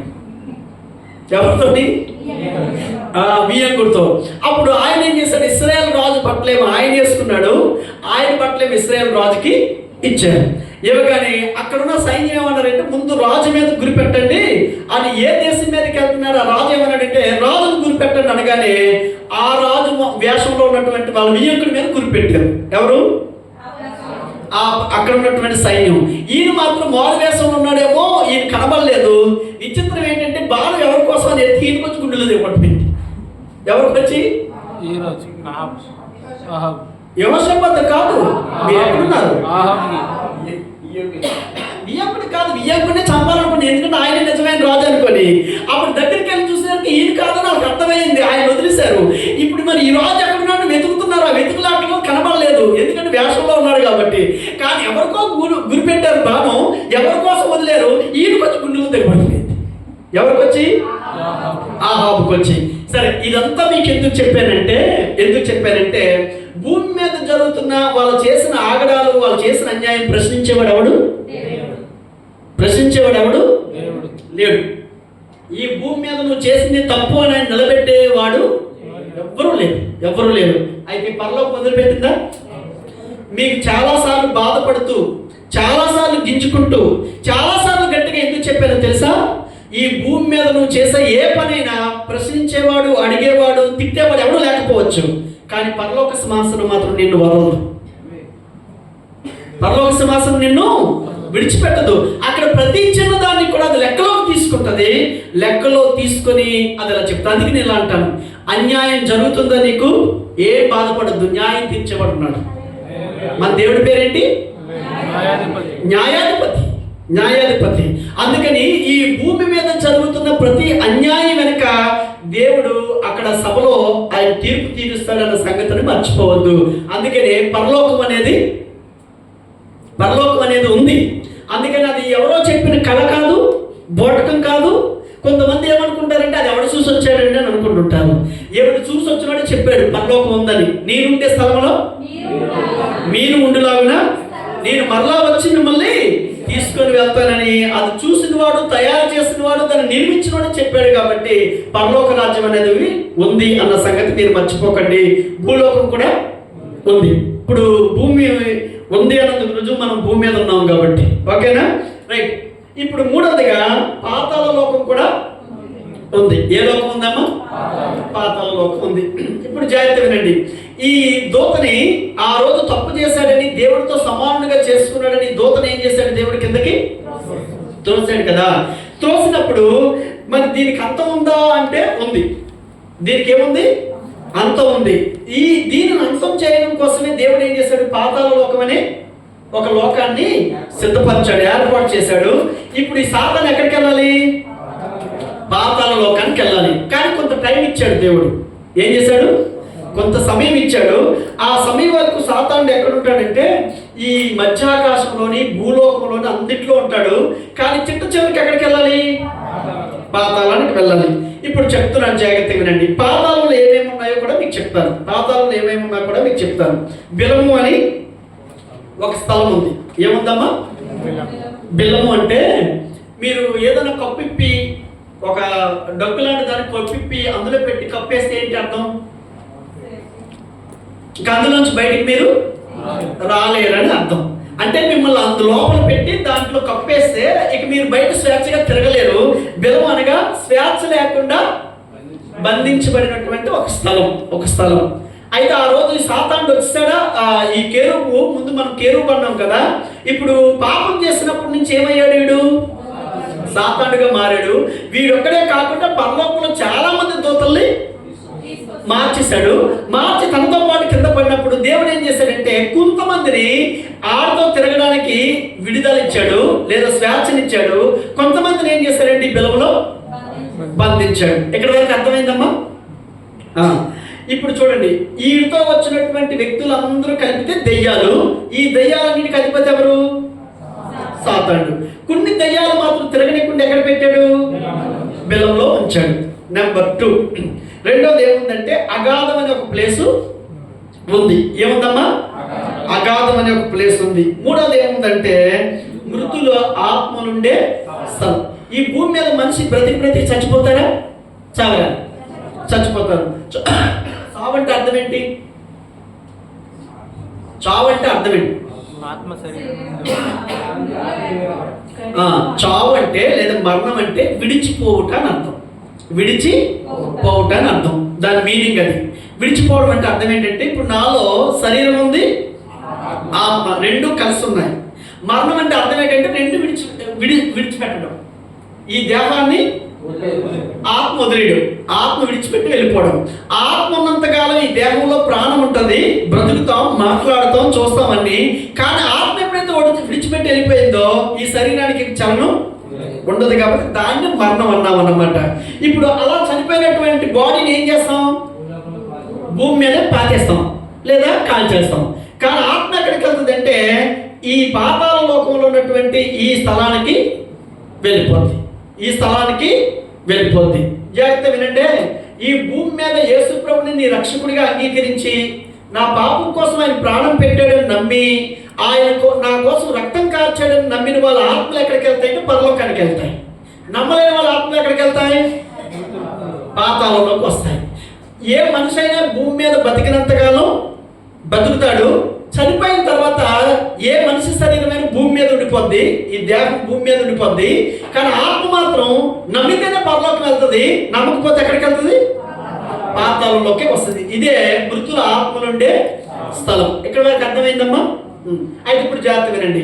ఈ భూమి మీద చనిపోయినటువంటి ఒక మనిషి, చనిపోయినటువంటి వ్యక్తి దెయ్యం అవ్వడు. దెయ్యం అవడు. చచ్చిపోయినటువంటి వ్యక్తి బలవంతంగా చచ్చిపోయినా, ఉరేసుకొని చచ్చిపోయినా, కాల్చి చచ్చిపోయినా, యాక్సిడెంట్లో చచ్చిపోయినా, చావు ఏ విధంగా రావచ్చు. కానీ శరీరం ఏమో భూమి మీదే మట్టిలో ఉంటుంది, ఆత్మ మాత్రం నమ్మితే పరలోకానికి వెళ్తుంది, లేకపోతే పాతాళానికి వెళ్తుంది. కానీ నేను దెయ్యాన్ని వచ్చి తిరగదు. చాలా మందికి ఉన్నటువంటి ఒక రకమైనటువంటి సినిమాలు చూసో, కథలు వినో మొత్తానికి ఏమనుకున్నారంటే ఈ భూమి మీద చనిపోయిన మనిషి బలవంతంగా చనిపోతే దెయ్యాన్ని అవుతుంది అనుకో. చాలా మందికి భ్రమ ఉంటుంది. మనిషి ఎప్పుడు దెయ్యం కాడు, మనిషి ఎప్పుడు దెయ్యం కాడు. అర్థమవుతున్నాయమ్మా? అర్థమవుతున్నాయా? మీకు కళ్ళలోకి వచ్చిన చచ్చిపోయిన వ్యక్తి మీ మనసులోకి వచ్చినా, మీ గుండెల మీదకి వచ్చి కూర్చున్నా, మీ దగ్గరికి వచ్చి ఏడ్చినా, మిమ్మల్ని బలవంతం పెట్టినా, మీరు ఎలా గుడ్డిగా నమ్మాలంటే చనిపోయిన మనిషి దెయ్యం కాడు. ఆ మనిషి ఆత్మ ఉంటే పరలోకంలో ఉంటుంది, లేదా పాతాళంలో ఉంటుంది. బాడీ ఎక్కడ ఉంటుంది? భూలోకంలో ఉంటుంది. వాళ్ళు దెయ్యాలై తిరగరు. మరి దెయ్యాలు లేవా అంటే ఉన్నాయి. ఎవరు దెయ్యాలంటే ఈ సాతానుతో వచ్చాడే భూమి మీదకి. సాతానుతో కొంతమంది వచ్చి పడిపోయారే, ఆ పడిపోయిన వాళ్ళు ఏం చేస్తారంటే దెయ్యాలుగా తిరుగుతారు. అయితే ఆ దెయ్యాల స్ట్రాటజీ ఏంటంటే, ఈ మధ్యకాలంలో ఎవరు చనిపోయారో, నీకెవరు బాగా దగ్గరగా క్లోజ్గా ఉంటారో ఆ పేరు పెట్టుకుని వస్తాయి. చనిపోయిన వాళ్ళు రాదు, కానీ వచ్చినోడు ఏం చేస్తాడంటే వాళ్ళ పేరు వాడుకొని మీ దగ్గరికి వస్తారు. మీరు చెప్పండి, భూలోకంలో రోజుకి ఎంతమంది చచ్చిపోలేదు? మరి వాళ్ళందరూ వస్తున్నారు నీ దగ్గరికి. ఎందుకు? నీకు తెలిసిన వాళ్ళు వస్తున్నారు. మరి అందరూ దెయ్యాలైతే వాళ్ళు కూడా రావాలి కదా. మనం ఆలోచించడం వెంటనే ఆలోచించకుండా ఏమంటామంటే, అమ్మమ్మో చచ్చిపోయింది, నా కళ్ళలోకి వచ్చి నాకు మనశ్శాంతి లేకుండా చేసేస్తున్నారని ఇలా అంటాం. కాబట్టి వాళ్ళని నమ్మిస్తుంటారు అన్నమాట. అందుకని ఎప్పుడు చనిపోయిన మనిషి దెయ్యం కారు. ఇది మీరు గుడ్డిగా నమ్మేయండి, ఇది మీరు ఈజీగా నమ్మండి. ఇది ఎవరికైనా మీరు చెప్పండి, చనిపోయిన మనిషి ఎట్టి పరిస్థితుల్లో దెయ్యం కాదు. కానీ దెయ్యాలు లేవా అంటే ఉన్నాయి. ఆ దెయ్యాలు ఎవరంటే కనుక పరలోకంలోంచి ఈ కేరుపుతో పడిపోయినటువంటి దూతలందరూ దెయ్యాలు. ఆ దెయ్యాలు ఏం చేస్తాయంటే కనుక చనిపోయిన వాళ్ళు పేరు పెట్టుకొని వచ్చి నిన్ను భ్రమకు గురి చేసి, నిన్ను మోసగించి, నిన్ను మోసంలో పడేయడానికి అవకాశాలు అనేవి ఉంటాయి. ఇక్కడ వరకు అర్థమైందమ్మా? ఇక్కడ వరకు అర్థమైతే రండి. ఇప్పుడు దెయ్యం చేసే పనుల్లో ఏంటంటే కనుక ఈ భూమి మీద బ్రతుకున్న మనల్ని ఏం చేస్తుందంటే భ్రమలోనికి తీసుకొని వెళ్తుంది, భ్రమలో మనల్ని ఉంచుతుంటారు. ఇప్పుడు నా ప్రశ్న ఏంటంటే, ఇక్కడున్న మనకి 6 ఏళ్ళ బ్రతికిన 100 ఏళ్ళ బ్రతికిన ఏదో ఒక రోజు చావు వస్తుంది. నువ్వు చచ్చిపోయిన తర్వాత ఇక్కడికి వెళ్తావా, ఇక్కడికి వెళ్తావా? ఈ రోజు నువ్వు నిర్ణయించుకోవాలి. ఈ రోజు ఉన్న భూములు, ఆస్తులు, ఇల్లు, ప్రేమలు, అమ్మాయిలు ఎవరు నీ యొక్క రాదు చచ్చిపోతే. ఈ లోకం విడిచిపెట్టిన తర్వాత నీ దేహం ఈ భూమి మీద ఉండిపోద్ది. అయితే నీ ఆత్మ ఇక్కడికి వెళ్తుందా, ఇక్కడికి వెళ్తుందా అన్నది నువ్వే నిర్ణయించుకోవాలి. అది నీ చేతుల్లోనే ఉంది. యేసు ప్రభు నీ దేవుడిని నమ్ముకొని బాప్తిసం తీసుకొని ఆయన కొరకు ఆయుష్ ఇచ్చినంతకాలం ఆయన కోసం బ్రతుకున్న నీవు చచ్చిపోయిన రోజున నీ దేహం ఈ భూమిలో ఉంటుంది, కానీ ఆత్మ పరలోకంలోకి వెళ్తుంది. అలా పరలోకానికి వెళ్ళడానికి సిద్ధపడిన వాళ్ళందరిని బట్టి దేవుడికి స్తోత్రం. హల్లెలూయా. యేసుక్రీస్తుని ఎందుకు నమ్ముకున్నావు? ఎందుకు నమ్ముకున్నావు అంటే, ఉద్యోగం వస్తుందనో, జీతం పెరుగుతుందనో, నా ఆరోగ్యం బాగుంటుందనో, నా ఇల్లు బాగుంటుంది, దీనికోసం కాదు నమ్ముకోవాల్సింది. యేసు ప్రభు నమ్మితే నువ్వు ఎక్కడికి వెళ్తావు? పరలోకానికి వెళ్తాం. నన్ను అక్కడ తీసుకెళ్ళడం కోసం అక్కడ ఉన్న దేవుడు భూమి మీదకి వచ్చాడు. సాతాను భ్రమలోకి వెళ్ళిపోయాం మనం అందరం కూడా. ఆ భ్రమలో నుంచి మనల్ని తప్పించి, ఈ నరకం నుంచి, ఈ మృతులుండే స్థలం నుంచి, పాతాళ లోకం నుంచి నన్ను తప్పించి పరలోకానికి తీసుకెళ్ళడానికి ఆయన వచ్చాడు. కాబట్టి అది నువ్వు నమ్మాలి, అది నువ్వు గుర్తించాలి. అందుకు యేసు ప్రభువుని నమ్ముకోవాలి. అందుకు యేసు ప్రభువుని నమ్ముకోవాలి. కొంతమంది అంటారు, యేసు ప్రభువుని నమ్మేది కానీ నాకు ఏమీ బాగోలేదండి అంటారు. అంటే ఏమర్థమైంది? ఎవరో నీకు ఏం చెప్పారు? యేసు ప్రభువుని నమ్మితే నీకు అంతా మంచిగా జరుగుతుంది. అందుకే నమ్మేది కానీ నాకు మంచి ఏమీ జరగలేదని. దానికోసం కాదే దేవుడు నమ్మవలసింది. నువ్వు దేనికోసం నమ్మాలంటే, ఏ రోజున ఈ భూమి మీద నేను కన్ను మూస్తే నాకు నిత్య జీవం ఉంది, పరలోకం ఉంది, నేను అక్కడికి వెళ్ళాలని, ఈ లోకం కోసం వెళ్ళడం కోసమే నువ్వు ఈ భూమి మీద యేసుక్రీస్తుని నమ్ముకోవాలి. నువ్వు యేసుక్రీస్తుని నమ్ముకోకుండా, బాప్తిసం తీసుకోకుండా ఈ భూమి మీద బతికినంతకాలం బతికి చచ్చిపోతే వెళ్ళేది ఎక్కడికి? పాతాళ లోకానికి. అక్కడి నుంచి నువ్వు తప్పించబడాలని దేవుడు ఈ లోకానికి వచ్చాడు. ఈ ఆత్మలన్నీ ఒకరోజు ఎక్కడికి వెళ్తాయి? అగ్నిగుండానికి వెళ్తాయి. అక్కడ అగ్ని ఆరదు, పురుగు చావదు. పురుగు చావదు. మీరు ఇలా ఊహించండి, కళ్ళని కట్టేసి లైట్ ఆర్పేసి పిన్నిసులతోనో సూదులతోనో మిమ్మల్ని గుచ్చుతుంటే మీకు ఎలా ఉంటుంది?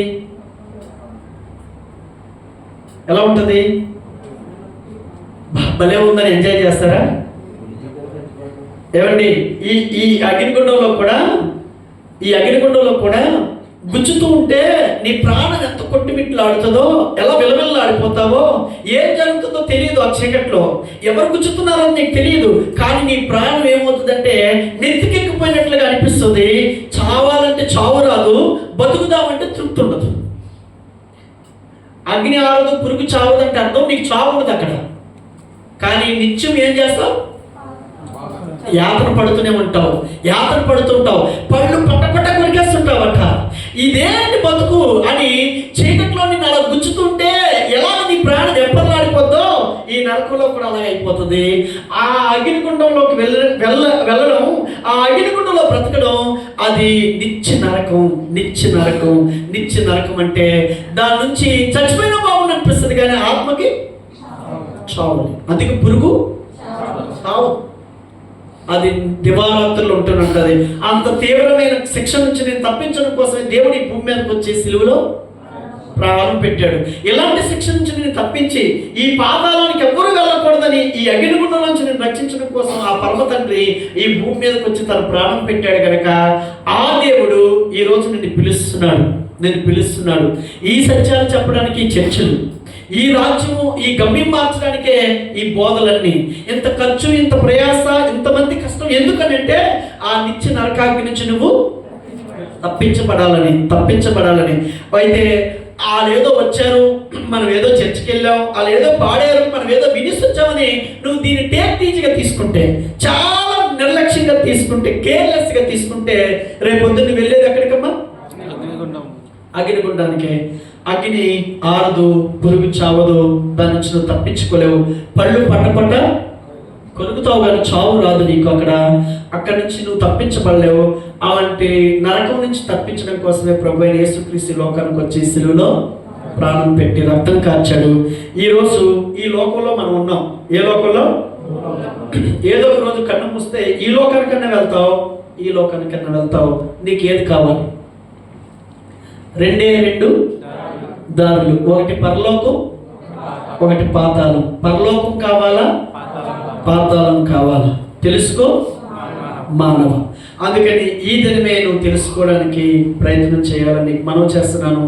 అయితే ఈ దోత, పడిపోయినటువంటి దోత సాతానుడు చాలా మోసగాడు. మీ కళ్ళకి ఏం చేస్తాడంటే గంతలు కట్టేస్తాడు. పరలోకం అనే దాన్ని ఉన్నదాన్ని నమ్మనివ్వడు. ఎంతసేపు ఈ భూమి మీద నువ్వు ఎలా సుఖపడాలి, నువ్వు ఎలా గడించాలి, ఎలాగా ఎంజాయ్ చేయాలి, ఎలాగా సంతృప్తి పొందాలని నీ కళ్ళకు గంతలు కట్టి ఏం చేస్తాడంటే వాడు నిన్ను భ్రమకి గురి చేస్తాడు. ఇప్పటికీ యుగ సంబంధమైన దేవత మనోనేత్రాలు మూసేసి మనుషులకి సత్యాన్ని తెలియనీయకుండా చేస్తున్నాడు. తెలియనీయకుండా మనుషుల్ని భ్రమకు గురి చేస్తున్నాడు. కాబట్టి ఈ అపవాది వలలోకి ఎవరూ పడకుండా, ఈ సాతాను సంఖ్యలో ఎవరూ పడకుండా, దేవుడితో సమానుడిగా ఉండాలనుకుని కిందకు పడిపోయిన ఈ దోత మనల్ని కూడా దేవుడి దగ్గరికి వెళ్ళకుండా వాడు వెళ్ళే గమ్యానికి, పాతాళానికి మనల్ని తీసుకెళ్ళిపోవాలని వాడి ప్లాన్ అంతా. దీని నుంచి మనల్ని విడిపించడం కోసమే, ఈ చిక్కులన్నింటిలోంచి మనల్ని విడిపించడం కోసమే దేవుడి లోకానికి వచ్చి సిలువలో తన ప్రాణం పెట్టి రక్తం కార్చాడు. కాబట్టి ఈ విషయాలు మీరు గుర్తించాలి. సాతానుకు ఉన్నటువంటి 4 చిత్రపటాలు బైబిల్లో ఉన్నాయి. సాతాను గురించి 4 చిత్రపటాలు బైబిల్లో ఉన్నాయి. ఆ 4 చిత్రపటాల్లో మొదటిది ఏంటంటే సర్పమని, ఘట సర్పమని. ఆ రోజు ఏదో తోటలో కూడా ఈ సర్ప రూపంలోనే వచ్చి అవ్వని మోసం చేసి దేవుడి నుంచి దూరం చేశాడు. ఇది ఒక చిత్రపటం. సాతాను గురించి ఏంటమ్మా? ఏమండి, సర్పం అనే ఒక చిత్రాన్ని బైబిలే వేసింది. 2 వాడు గర్జించే సింహం, ఎవరిని మింగుదునా అని వాడు గర్జించే సింహంలే తిరుగుతాడు. 3 ఏమో వాడు తోడేళ్ళు. ఎవరండి? గొర్రెలు ఏం చేస్తాయి? తోడేళ్ళు చంపేస్తాయి. ఏమంటే చంపి తీసుకెళ్ళి వెళ్ళిపోతుంటాయి తోడేళ్ళు. 4వదిగా పక్షి. ఏంటి? పక్షి. ఇక్కడ జాగ్రత్త చూడండి. 1 ఏమో సర్పం, 2 ఏమో సింహం, 3 తోడేలు, 4 పక్షి. చూడండి, సర్పం ఏం చేస్తుందంటే కనుక బైబిల్ గ్రంథంలో సర్పం చేసే పని ఏంటంటే కనుక చాలా యుక్తిగా చేస్తూ ఉంటది. రెండోది సింహం గర్జించే సింహం వలె మనుషులు మింగడానికి చూస్తుంది. తోడేలు అలా ఉంది. తర్వాత పక్షి కూడా.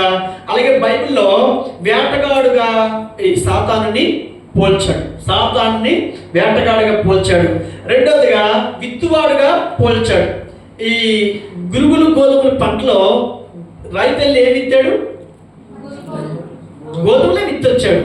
కానీ మధ్యలో గురుగులు విత్తులు ఎవరండి? చాలా మంది లాజిక్ అడిగేది ఏంటంటే, ఈ సృష్టి అంతా దేవుడే చేశాడా? మీరేం చెప్తారు?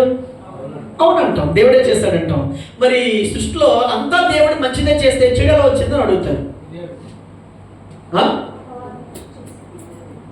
చాలా మంది లాజిక్ ఏమడుగుతారంటే, అంతా దేవుడే చేసినప్పుడు ఈ సృష్టిలోకి చెడు వచ్చింది కదా, కీడు వచ్చింది కదా, ఆ చెడు కూడా దేవుడే చేసినట్టే కదా అని అడుగుతారు అనమాట. అందుకని లేదు, గోధుమలు విత్తేవాడు వేరు, గురుగులు విత్తేవాడు వేరు. అందుకని మూడవదిగా ఏమంటే, సాతాను లాయర్ అన్నాడు. లాయర్ ఏం చేస్తాడు? వకీల్ ఏం చేస్తాడు? వాదిస్తాడు, లేనిది ఉన్నట్టుగా నిరూపిస్తాడు, జరగని దాన్ని జరిగినట్టుగా ప్రూవ్ చేస్తుంటుంటాడు. ఆ సాతాను అవ్వ దగ్గరకు వచ్చేమన్నాడు? దేవుడు అన్నాడు, ఆ పండు తింటే చస్తామన్నాడు. కానీ సాతాను ఏమన్నాడు? మీరు చావరు అన్నాడు. మీరు దేవుళ్ళలాగా మారిపోతారన్నాడు. ఎన్ని మాటలు చెప్పాడు. అందుకని ఒక లాయర్తో పోల్చాడు. తర్వాత సాతానుని ఒక నరవంతుడు, దొంగతనం చేయటకును అచ్చి చేయటకును వచ్చేస్తాడు అని. ఈ మనిషి ఈ బుద్ధి ఏంటంటే, నిన్ను వేటాడుతాడు, నీ లోపల చెడుదంతా విత్తుతాడు, నిన్ను ఒప్పించడానికి ట్రై చేస్తాడు. ఈ మూడింటికి నువ్వు లొంగకపోతే నేను చంపేస్తాడు. చంపి ఎక్కడ తీసుకెళ్తాడు? వాడు ఎక్కడికి వెళ్తాడు? గమ్యం ఆ అగ్నిగుండానికే తీసుకెళ్ళిపోవడానికి అవకాశం ఉంటుంది. అందుకు సర్పం కాటికి నువ్వు లొంగొద్దు, సింహం గండ్రపులకి నువ్వు భయపడొద్దు, తోడేలు యొక్క కుటిల బుద్ధికి నువ్వు లోబడిపోవద్దు, పక్షిరాజు యొక్క లేదా పక్షితో పోల్చబడిన పక్షికి నువ్వు అవకాశం ఇవ్వద్దు. ఇప్పుడు ఈ వాక్యమైన విత్తనాలు మీకు జల్లం. ఈ జల్లిన విత్తనాలు మీరు దాచుకోకపోతే పక్షి వచ్చి ఏం చేస్తుంది? ఎత్తుకెళ్ళిపోతాయి. అందుకు నెక్స్ట్ వారానికి వాకింగ్ మళ్ళీ మీ దగ్గర ఉండకపోవడానికి, మీ మైండ్లో ఉండకపోవడానికి ఈ సాతాను వచ్చి ఏం చేస్తాడు? ఎత్తుకుపోతాడు. ఏమంటే, మీ దగ్గర బంగారం ఉంటే అది ఎక్కడ పడితే అక్కడ వదిలిస్తే ఎత్తుకుపోయేవారు ఉండరండి? ఎత్తుకుపోయేవారు ఉండరా? అరే నేను ఎక్కడే పెట్టండి ఉండాలి కాదండి, ఎత్తుకుంటుంది. జాగ్రత్త చేసుకోకపోతే అక్కడ ఉండాలని గ్యారంటీ ఉంది. అందుకని సాతాను కూడా పక్షి ఆడేం చేస్తాడంటే తిరుగుతుంటాడు ఎవరి దగ్గర వాక్యం ఉంటుందని. నువ్వు దాన్ని భద్రపరచుకోకపోతే ఏం చేస్తాడంటే వాక్యాన్ని. అందుకే మీకు చెప్తాను, ఒక బైబిల్తో పాటు ఒక నోట్స్తో పాటు ఒక పెన్ను తెచ్చుకొని ఈ విత్తనాలన్నింటినీ మీరు ఏం చేయండి? లాకర్లో పెట్టేయండి, దాచుకోండి. ఆడికి ఎత్తుకోవడానికి అవకాశం లేకుండా మీరు ఒక దగ్గర దాచుకోమని చెప్తుంటాం. అందుకని అపవాది చాలా కుయుక్తపరుడు, దేవుడితోనే పోరాడి కిందకు వచ్చినాడు. మనమే మాత్రం వాడి దృష్టికి వాడు అంతిమ గోల్ అంతా ఎక్కడికి వెళ్ళాలంటే వాడితో పాటు అగ్నిగుండానికి వెళ్ళాలని. ఈ సృష్టి అంతటి చేసిన దేవుడి గోల్ ఏంటంటే, సాతాను చేత మోసపోయాం, మొదట ఆదాము నుంచి అందరం పడిపోయాం, కానీ వీళ్ళందరి చేతుల నుంచి మళ్ళీ విడుదల పొంది రాజ్యానికి తీసుకెళ్లాలని ప్రభు ఈ లోకానికి వచ్చాడు. ప్రభు మాట అన్నాడు, ఏమన్నాడంటే, ఈ 2 కన్నులతో నరకానికి వెళ్ళడం కన్నా ఒక కన్నుతో పరలోకానికి వెళ్ళడమే మేలు అన్నాడు. అంటే అర్థం, నేను సంపూర్ణమైన ఆరోగ్యవంతుడై నరకానికి వెళ్ళడం కన్నా జబ్బుతో చచ్చిపోయినా పర్వాలేదు, నేను ఎక్కడికి వెళ్ళాలి? పరలోకానికి వెళ్తే మేలు. అందుకే ఈరోజు నీకు ఎన్ని సమస్యలు ఉన్నాయి, ఎన్ని బాధలు ఉన్నాయి, ఎన్ని ఇబ్బందులు ఉన్నాయి, వాటి వైపు నువ్వు చూడొద్దు. వాటన్నింటిలోంచి నన్ను దేవుడు విడిపించట్లేదని దాని గురించి నువ్వు ఆలోచించొద్దు. సిలువ మీద ఆయన ప్రాణం పెట్టి రక్తం కార్చింది నీ కోసమే. ఎందుకు ఆ త్యాగం చేశాడంటే, నువ్వు ఆయనతో యుగయుగాలు ఆయన రాజ్యంలో ఉండాలని. అది నువ్వు మేలుగా ఆలోచించు. ఇది ఆలోచించినప్పుడు సాతాను దాంట్లో ఏముందలే అనుకుంటాడు, దాని గురించి పెద్ద ఏం ఆలోచిస్తావులే అనుకుంటాడు. ఇప్పుడు నువ్వు ఏది తింటావు, ఏది సుఖపడతావు, ఏం ఆనందిస్తావు, దీని గురించి ఆలోచించి అంటాడు. ఈ లోకంలో ఎన్ని తిన్నా ఎన్ని మానేసినా 6 ఏళ్ళ బ్రతికినా 100 ఏళ్ళ బ్రతికినా ఇది శాశ్వతం కాదు కనుక దీని మీద మన దృష్టి పెట్టకుండా ఆ రాజ్యం మీదే, పైన వాటి మీదే మన మనసు పెట్టాలి. అంటే కనుక మీ కన్నులు తెరవబడాలి. ఈ కుయుక్తిలో నుంచి మనం ఏమవ్వాలి, బయటకు రావాలి. వేటగాళ్ళ వేటాడుతూనే ఉంటాడు, వదలడు నిన్ను. ఏమంటే నీకు అది జరగలేదంటే ఇది జరగలేదంటే ఏం దేవుడు ఉన్నాడు నీకుంటే ఎందుకు అలా జరుగుతుంది చూడు, అందరూ ఎంత బాగా లోకంలో తిరుగుతున్నారు, ఒక అన్ని బాగా జరుగుతున్నాడు, నువ్వు దేవుడికి చాలా దగ్గరికి వస్తున్నావు, దేవుడికి బాగా దగ్గర వస్తుంది, నీకేం జరిగింది చూడు, నీకేమైంది చూడండి. వేటగాడు ఒక పక్షిని వేటాడినట్టుగా ఆలోచనతో నిన్ను వేటాడుతూనే ఉంటాడు. వాడు వేటలకి లొంగొద్దు. నువ్వేమనంటే ఏమను, ప్రభు నా కోసం ప్రాణం ఇచ్చాడు, అది చాలదా? తన రక్తం కార్చాడు, నాకు చాలదా? తను రాజ్యం ఇస్తానని నాకు అది చాలదా? చాలది. ఇంకా అంతకన్నా నేను ఎక్కువ కోరుకోను. నాకేమిచ్చినా ఇవ్వకపోయినా, నీవు సాతానా దేవుడు నాకేమిచ్చినా ఇవ్వకపోయినా నేను మాత్రం నీ మాట వినను అని చెప్పి ఈ వేటాడే విధానం నుంచి మనం ఏమవ్వాలి, బయటకు వచ్చేయాలి. లేదు అంటే కనుక ఆగి ఆలోచించామంటే నీ బుర్రలో ఏం పోసేస్తాడు, విత్తనాలు పోసేస్తాడు, గురుగులు పోసేస్తాడు, ఏమంటే చెడ్డ ఆలోచనలన్నీ పోసేస్తాడు. పోసి ఏం చేస్తాడంటే దేవుడికి వ్యతిరేకంగా అయిపోయేటట్లుగా చేసేస్తాడు. అలా చేసి లాస్ట్ నేను ఏం చేస్తానంటే బొమ్మను తిమ్మ చేసి నీ లోపల నువ్వు అనుకున్నది నిజంలాగా, నువ్వు మాట్లాడేది సత్యంలాగా, నీవు ఏది ఆలోచిస్తున్నావో అది నువ్వు నిజంగానే మాట్లాడుతున్నది సత్యం అనుకున్నట్టుగా నిన్ను వాదింపు చేయడానికి అవకాశాలు ఉంటుంటాయి. అందుకని ఈ మోసంలోకి మీరు వెళ్లకుండా, ఈ సాతాను శోధనలోకి మీరు వెళ్లకుండా దేవుని రాజ్యం వైపు మీరు వెళ్ళాలని కోరుతున్నాను. ఈరోజు మనం తెలుసుకున్న ఈ స్టడీ అంతట్లో, ఈరోజు నేను మెసేజ్ ఏం చేయలేదు, స్టడీ చెప్పాను. ఈ స్టడీ అంతట్లో 2 ముఖ్యమైన సంగతులు మీ మనసులో పెట్టుకోవాలి. ఈ భూమి మీద నీకు అన్యాయమే జరిగింది, ఆ అన్యాయం అది అన్యాయం అని అనేవాడు ఎవడూ లేడు. నీకు అంత మోసమే జరిగింది, నష్టమే జరిగింది, కానీ పరలోక సింహాసనం మాత్రం నీకేం చేస్తుంది, న్యాయం చేస్తుంది. ఆ మనసు ఆ ధైర్యం మీకుంటే ఈ లోకంలో జరిగే దాని గురించి బాధపడవలసిన అవసరం లేదు. 2వ పాయింట్ ఏంటంటే, భూమి మీద ఏ మనిషి చచ్చిపోయినా ఆ మనిషిని మీరు వెళ్ళొచ్చు, తాకొచ్చు, మొయ్యొచ్చు, కడగొచ్చు, ఆ వ్యక్తికి పాతి పెట్టచ్చు. ఆయన పట్టుకుంటే ముట్టితే మీకు ఏదో అయిపోద్దని ఎప్పుడు అనుకోవద్దు. ఆ వ్యక్తి దెయ్యమై వచ్చాడంటే అస్సలు నమ్మద్దు. దెయ్యాలు వేరుగా ఉన్నాయి కానీ చచ్చిపోయిన మనుషులు మాత్రం దెయ్యాలు కావు. అయితే మీరు ఎవరితో కలిసి ఉంటారో, ఎవరితో రిలేట్ అయ్యి ఉంటారో, ఎవరితో మీరు మాట్లాడతారో, మీ బ్రెయిన్ ఏం చేస్తుందంటే వాటి అన్నింటినీ అప్పుడప్పుడు రీకలెక్ట్ చేసుకొని మీ ముందుకు తీసుకొని వస్తుంది. అప్పుడు వెంటనే చచ్చిపోయిన మనిషి మీ కలెక్ట్లోకి రాగానే మీకు ఏమనిపిస్తుంది అంటే, అమ్మో చనిపోయిన మనిషి వచ్చాడంటే దెయ్యమేమో అని మీరు భ్రమపడడానికి అవకాశాలు ఉంటాయి. అందుకని దెయ్యాలు ఉన్నాయి కానీ చనిపోయిన మనుషులు మాత్రం, మనుషులు ఎప్పుడు దెయ్యాల కారణం మీకు తెలుసుకోవాలి. 3వ సత్యం ఏంటంటే కనుక, ఈ భూమి మీద ఏ రోజైనా మనిషి చనిపోతాడు, నువ్వు ఎక్కడికి వెళ్ళాలి తప్ప ఎక్కడికి వెళ్ళకూడదు. అది నీ గమ్యం కాకూడదు. అలా వెళ్ళకుండా ఉండాలి అంటే తక్షణ కర్తవ్యం, నువ్వు చేయవలసిన పని యేసుక్రీస్తుని రక్షకుడిగా అంగీకరించి నమ్మి బాప్తిసం తీసుకొని ఆయన కొరకు ఎంతకాలం బ్రతుకుతామో, దేవుడు ఎంతకాలం ఆశిస్తాడు అంతకాలం ఆయన కోసం విశ్వాసంతో నమ్మకంగా బ్రతుకుతూ ఉంటే ఒకరోజు కన్నుమూయి ఎక్కడికి వెళ్తాం, పరలోకానికి వెళ్తాం. ఆ పరలోకపు దేవుడే నిన్ను ప్రేమించాడు, నీ కోసం ప్రాణం పెట్టాడు, రక్తం కార్చాడు. అట్టి కృప దేవుడు మనకి దయచేయాలని కళ్ళు మూసుకుందాం, ప్రార్థించాడు. దేవుడికి రూపం లేదన్నారు కదండి. ఆదికాండం 1వ అధ్యాయం 26వ వచనం ఉంది కదండి, మన స్వరూపంతో మన రూపంలో నరులు చేద్దాం, మన స్వరూపమందు మన పోలిక చొప్పున నరులు చేయదు అని. ఆ స్వరూపం పోలిక అనేది ఇలాగ 2 కళ్ళు 2 చెవులు ఈ ఆకారం కాదు. ఆ పోలిక స్వరూపం అంటే ఇమేజ్ అంటారు. దాన్ని ఏంటంటే అర్థం, దేవుడు ప్రేమ గలవాడు. దేవుడికి ఏముంది, ప్రేమ ఉంది. ప్రేమకి ఏ రూపం ఉంది, రూపం లేదు. మరి మనిషి లోపల ఈరోజు ప్రేమ ఉందా లేదా? లేదు. మనిషి లోపల ఏముందంటే ప్రేమ ఉంది. అందుకే ప్రేమించాలని ఆశ, ఎవరైనా ప్రేమించకపోతే బాధ, నేను అంత ప్రేమించిన వాళ్ళు నన్ను ఎందుకు ప్రేమించలేకపోతున్నారన్న ఆలోచన మీకు ఎందుకు వస్తాయంటే, ప్రేమించబడాలన్న తపన మీకుంది. మీరు కూడా ఏం చేస్తారు, ఇతరుల్ని ప్రేమిస్తుంటారు. అందుకని ఈ భూమి మీద ఎప్పుడైనా ఒక వ్యక్తి నన్ను ప్రేమించలేదని బాధపడిన వాళ్ళు కానీ, ఇగో నన్ను ప్రేమించకపోతే నీ మీద యాసిడ్ వేసి చంపేస్తానని కానీ, నువ్వు నన్ను ప్రేమించకపోతే నేను బతకలేనుగా చచ్చిపోతానని కానీ అన్న ఈ మనుషులు తప్ప బయట జీవులు ఏమైనా ఉన్నాయా? ఏ పక్షి అయినా ఆత్మహత్య చేసుకోవడం చూసారా? ఏ జంతువైనా రోడ్డు మీదకి వచ్చి నిరాహార దీక్ష చేసాయా? ఎందుకంటే ఏ జంతువులో కానీ ఏ ప్రాణిలో కానీ ఉండదు, మనిషిలో మాత్రమే అది ఉంటుంది. ఏది? ప్రేమించాలని కోరుకుంటుంది, నన్ను ఎవరైనా ప్రేమిస్తే బాగుంటుందని ఆశ కూడా ఉంటుంది. ప్రేమను కోరుకునే పిపాస్ ఎవరంటే మనిషే. ఎందుకనంటే ఏ దేవుడు చేశాడు మనల్ని? ప్రేమ గల దేవుడు చేశాడు కాబట్టి. అందుకు దేవుళ్ళు ఏముంది? మనకేమి ఇచ్చాడు? మరి ప్రేమకు రూపం ఉందా? లేదు. అందుకని దేవుడి పోలికలో దేవుడి స్వరూపంలో చేశాడంటే అర్థం దేవుడు ఏదైతే ఉందో అది మనలో పెట్టాడు. మనలో పెట్టాడంటే ఆయనలో ప్రేమ ఉంది, మనకి కూడా ప్రేమ ఉంది. రెండోది, నీవు ఒక్కబడుతుంటే ఒక్కపోతలో ఉన్నావా? దాన్ని కాపాడుకోవడం కోసం ఏసీ కనిపెట్టుకున్నావా? చెప్పాలి. కనిపెట్టుకున్నావు. కానీ జంతువుకు ఒక్క పెడితే దేవుడు కనిపెట్టుకోగలరా?